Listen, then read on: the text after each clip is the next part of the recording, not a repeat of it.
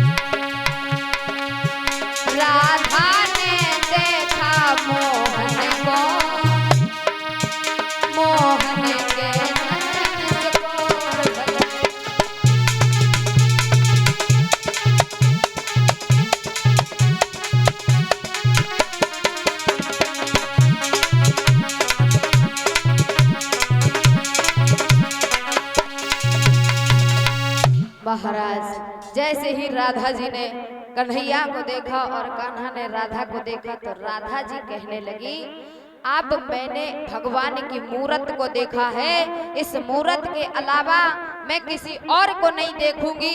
राधा जी ने अपने नैनों को वहीं पर बंद कर लिया। बंद करने के बाद में इधर कन्हैया तो चले आए, जो राधा की सखियां थी वो राधा को उठा करके और घर में लेकर के आई। मैया यशोदा जी ने विचार किया कि ऐसा क्या हो गया जो इतना परेशान हो रहा है कन्हैया, क्या बात है और किससे मिलकर के आया है। इधर कन्हैया भी परेशान, उधर मैया राधा जी ने अपने नैनों को बंद कर लिया। कहने लगी, अब मैं देखूंगी तो इसी मूरत को देखूंगी, अन्यथा किसी को देखूंगी नहीं। उसी समय महाराज इधर जो राधा की मैया कीर्ति थी, कीर्ति मैया विचार करने लगी कि मेरी राधा को क्या हुआ है, मेरे एक ही तो बिटिया है और अगर उसे भी कुछ हो गया तो फिर किसके सहारे रहेंगे। महाराज तब तक इधर महाराज राधा की सखी ललिता आ गई। कहने लगी, मैया क्या बात हो गई, क्या बात हो गई। समझा करके सखी कहने लगी है, मैया मुझे पता है ये काम उसी कन्हैया का है और कोई ये काम कर नहीं सकता है। महाराज जो इतनी बात कही तो कीर्ति कहने लगी, किसी का भी काम हो लेकिन मेरी बेटी को ठीक कराओ। ललिता ने ये विचार किया कि अपनी सखी को ठीक कराने के लिए मुझे कन्हैया के पास में ही जाना पड़ेगा। ये इनकी दवा उन्हीं के पास में ही मिलेगी। इधर ललिता चली है मैया यशोदा के यहाँ पर कन्हैया को लाने के लिए, और मैया यशोदा से पूछने लगी है तुम्हारा कन्हैया कहाँ है। कहने लगी कन्हैया कहीं गया होगा घूमने के लिए। महाराज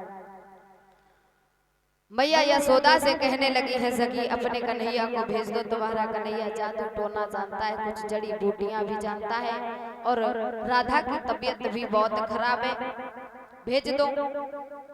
इधर महाराज राधा जी की बात, ललिता की बात को सुन करके मैया यशोदा कहने लगी मेरा बेटा कुछ भी नहीं जानता है, तुम कैसी बात कर रही हो। इधर महाराज ललिता चली है और मैया से कहने लगी मैया यशोदा कन्हैया को भेज दो, और तुम्हारा कन्हैया बहुत ही गुणवान है।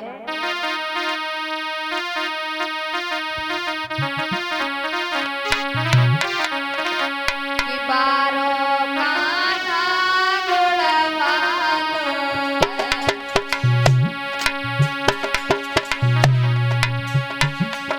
है।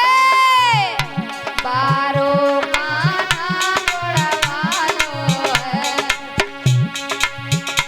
वो तो जानत सोना जादू है,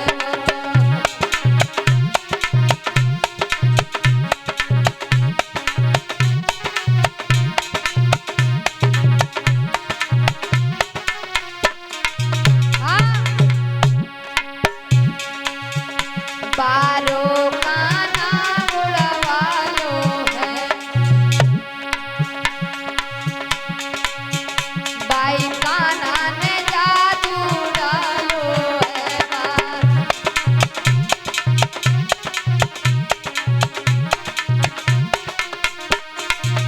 और कारे को झारे कारो है,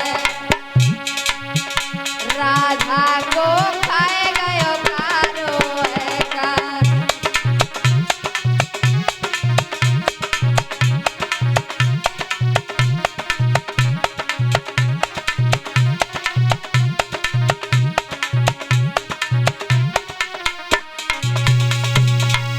महाराज भगवान कन्हैया को लेने के लिए जैसे ही मैया से कहा तो मैया कहने लगी ले जाओ कोई बात नहीं है।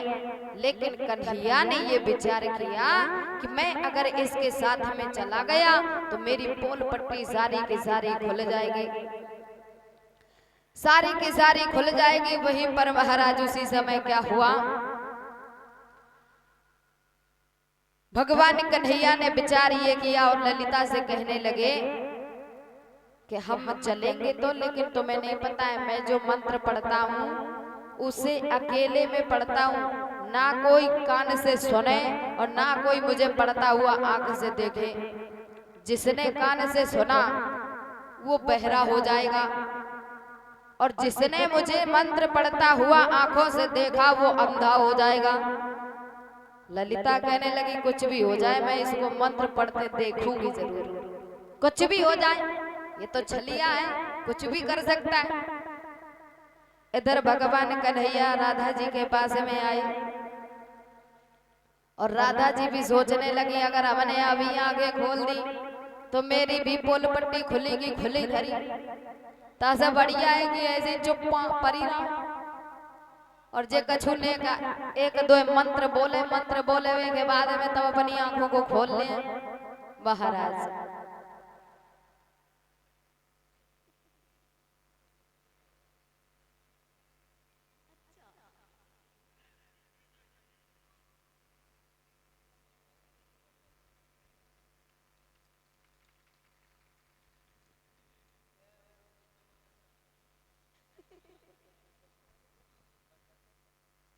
महाराज